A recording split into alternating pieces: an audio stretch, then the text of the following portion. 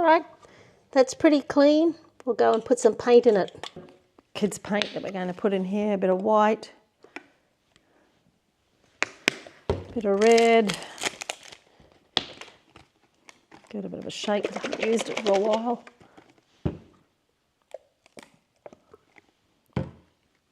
It's sort of quite liquidy. I'm just going to stir it with the straw.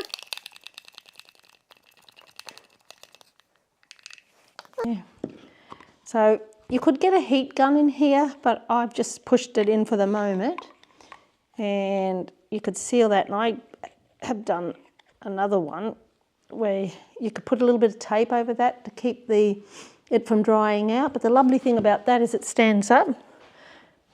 So now let's draw and see what happens. Whoops, it's coming through this one. It must be a bit too runny. But I love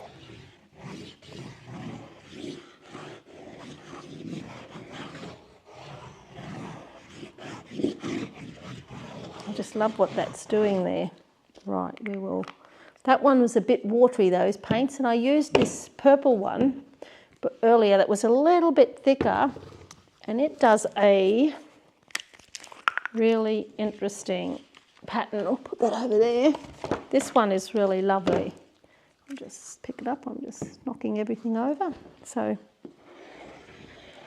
this is a lovely, so the thing is not to get it too runny where it just is coming out so fast like that other one. I would need to thicken that up a little bit, but this is amazing.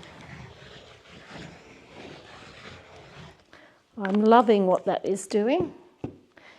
And I'm going to let that dry out, and then I'm going to do some meditative drawing just with it, a little bit like the neurographic art, just rounding my corners and colouring in and seeing what I can come up with.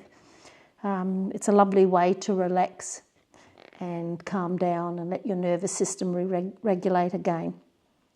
All right, let's let this dry. Okay, I've just put a little bit of extra white paint in it, a little bit of thicker paint, and I have mixed it up, and we're going to try it again. It might come out a little bit because... Right, let's try it this time and see how it goes. It's a little bit of the original coming out. There we go. Ah, that's much better. It's actually quite therapeutic just watching that come out.